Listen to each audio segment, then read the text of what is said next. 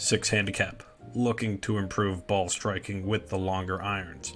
Nice dedication out at this snowy range, and looks like it's got some pretty cool top tracer technology.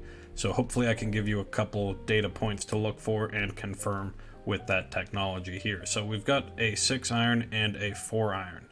Starting with this down the line view, and your 4 iron looks rather close to the ball. Although you got that club sitting flush, you probably could back up just an inch or so to let those arms and hands hang freer. You look a little jammed up and your shoulders are set slightly open, which can have a bad influence on that path, as we know. But let's get our path line up right through the shaft of the club and watch the takeaway, as the first move will be a limited turn, but you're ripping that club to the inside with a square face, as your strong grip has controlled that club face fairly decently. As you rotate to the top, your left shoulder tilts down, but you really lack depth out of your arms and hands getting a bit more behind you. That vertical path is very beneficial for your short irons, where your 7 and below are probably working just fine, but as you're getting into these 6, 5, and 4 longer irons and into the hybrids, that path does need to start coming down a bit more shallow than this, because that path being out to in is either going to be closed face and smothered to the left, or what you've also described can happen: you hold the face open, you catch a little bit on that heel, and it will fade off to the right. And that two-way miss can create all kinds of inconsistencies, as you know.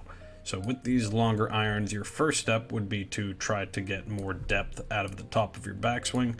That's to help your path, but it won't really have a major effect on your ball striking. It could. You could just start sweeping it a bit cleaner from the inside and throwing that ball a bit more out to the right, but it's likely to cause some heavy shots if you do get more inside without addressing this sway move. So watching that setup, let's go back quickly and see that you've got a strong grip and a little bit of an open set face from the beginning, feet square to closed, and that's going to keep your club face pretty square in the takeaway as it works inside. But you're working both inside with a ton of sway off that hip, and that lead knee is driving in and forcing that lower body off the ball.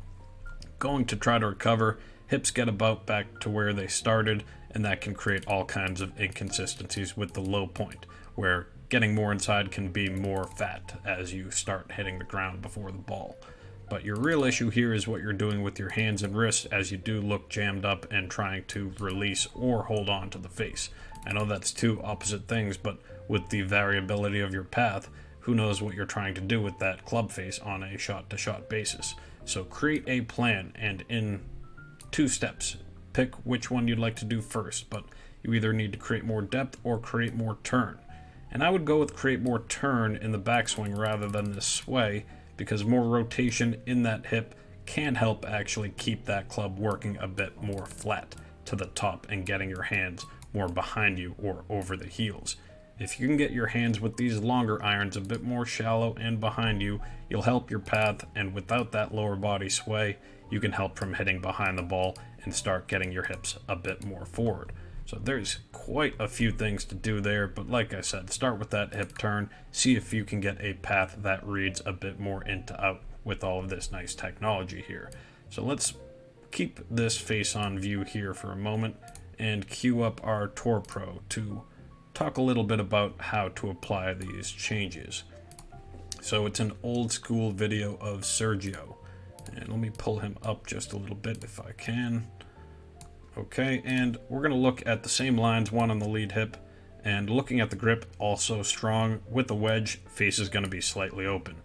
Takeaway will be pretty much on plane, and Sergio does tend to work that club a little bit more to the inside than others, but as he rotates, you can see a lot less movement of the hip off the ball from a much quieter left knee. The hips are still rotating and turning, but they're not shifting and sliding. As he then will transfer his weight, he's going to cross that lead line early, and better than most at holding on to that lag angle, which means holding on to that face angle through strike. Last thing I want to note is the quietness of the legs and feet. As they are planted on the ground, the right knee can still drive in, but you're not completely up on the toes, which can get you a little jammed up and too close to the ball.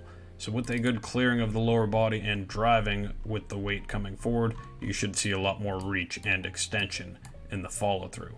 So backing up to look at you one last time to draw again those comparisons, we'll have to zoom in a couple clicks and drag down, continue back to the face on where we were, and watch the feet here.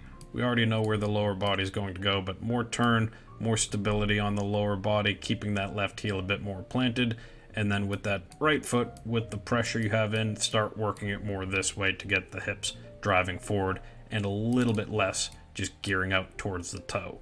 That should make a good difference for your contact if you can get your hips to keep working more forward, and obviously your path. You know what you need to do. Get more inside there. Good luck. SendASwing.com.